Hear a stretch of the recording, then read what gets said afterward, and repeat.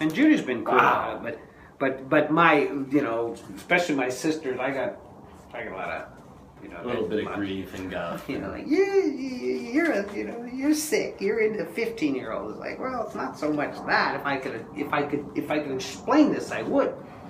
But you know, this is part of what I'm saying about being an artist is we don't choose these images; they choose us. You know, so.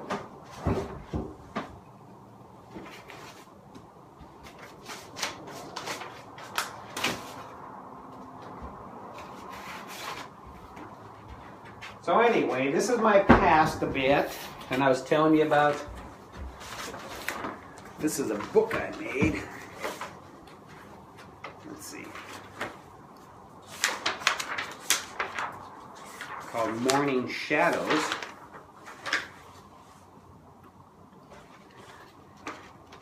Part of that journal keeping practice, you know, and I really, really advocate that for artists. I mean, on up till, you know, some very similar to that last book. You can see the figure, you know, even to this. So the idea was a face and some red element. And I ran with that. You can run series after series. Here's another one.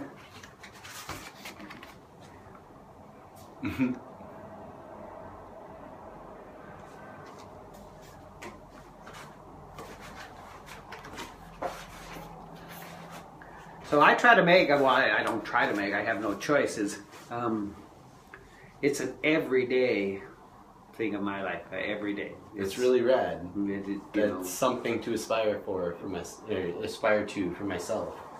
Well, and you know, it has its, because I come from old school, which is, you know, the lonely artist in his garret. You know, I know young people today are very much into, you know, like collaborations or mixed media or multi-discipline. You know, which is way cool, way cool. I completely support that. But, you know, I participated one time in this show when we were in Denver, when the fax machine, we had to make art that could be faxed. And then the gallery, when they received the fax, they would just print it out and stick it up.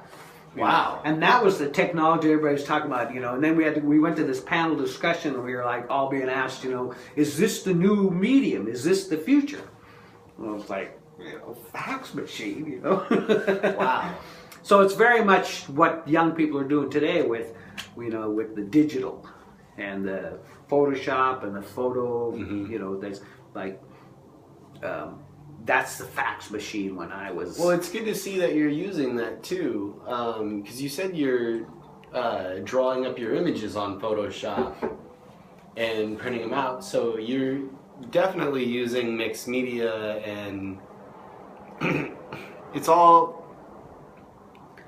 Well, I think it's very important... I see your art background, like your Masters of Art. I see your abilities, but it's still very, I think you called it naive art, like almost childlike. So you're getting right in between there, and I really love it. Like, thank you. And I tried because when I was at graduate school, wonderful sculpture instructor Charles Wilson. He has some beautiful work. We were downtown at one of his openings, and somebody had hung these lovely orb-like things with monofilament. You know, so and this is a class, so we're all down there as a class, you know, and everybody's walking around talking about the orbs and that. Well, Charles Wilson, he kept talking about the monofilament, and we're all like, you know, well, that's not part of the art. That's just holding up. And he goes, no, wait a minute. It physically exists. It's hanging there. It's supporting it. It's part of the art. Well, that's one of the things, the lessons that stuck with me, that everything, the physicality, the presence of art is all there. It counts. And I've noticed with some of the pieces today, when you go to some of the shows, they're back to asking you to ignore the fishing line. It's not part of the art.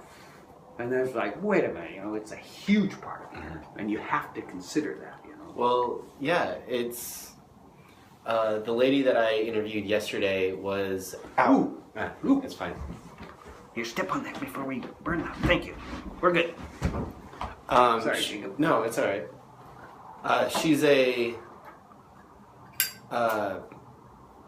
installation artist, and she's talking about not necessarily having art for people to buy, but it's the experience.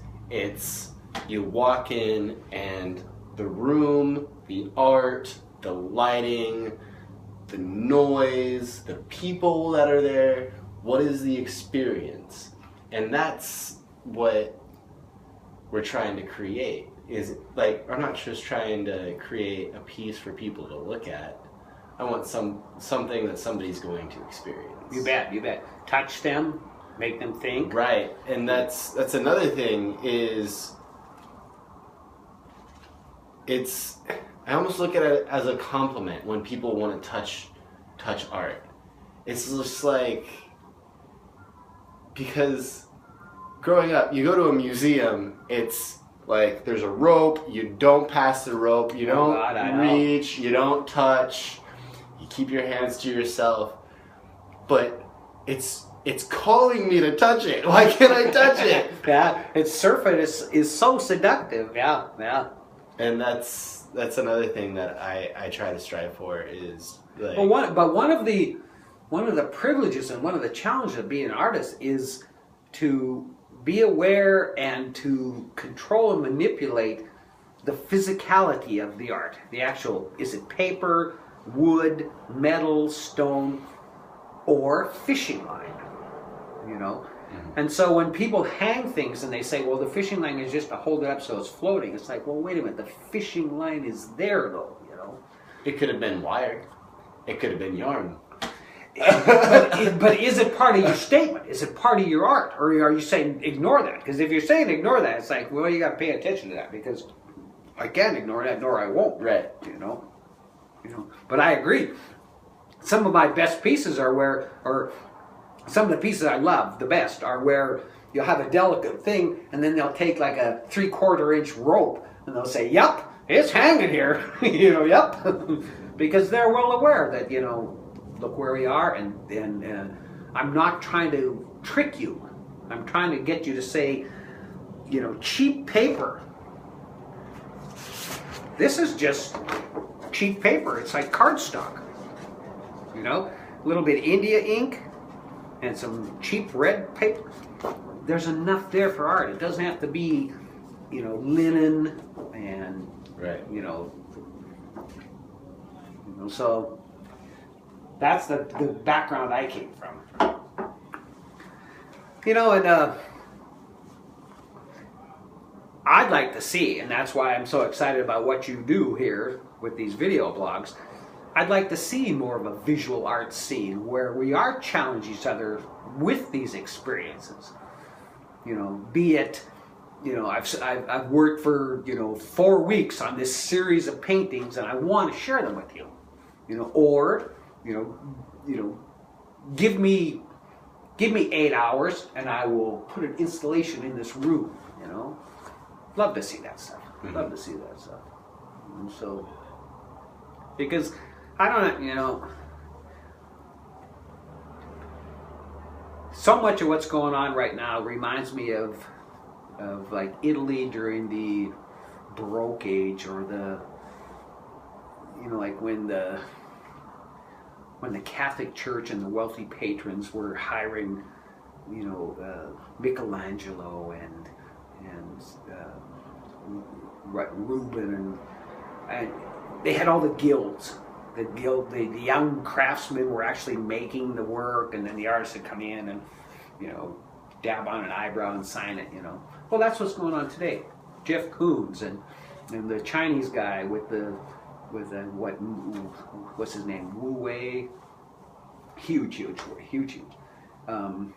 Even some of the young British people, where they're not even touching it anymore. They hire the Chinese to make these amazing objects, and I love them. But we as young artists, or we as artists looking, you're holding this up as what we should aspire to, and it's unattainable. And after 20 plus years of experiencing that, from abstract expressionism to, modern art, where the content went away, it was all just about the canvas and all about the pigment on the canvas, to postmodern, where it was multicultural, let's get the marginalized voice, let's get the, the third world voice, to today's guild system. It's taken me this long to realize, if you're not making your art because you can't help yourself and because it's coming from someplace deep inside of you that you can't explain, then it's, good for you, but, it won't sustain you like, a passion for art does. Right.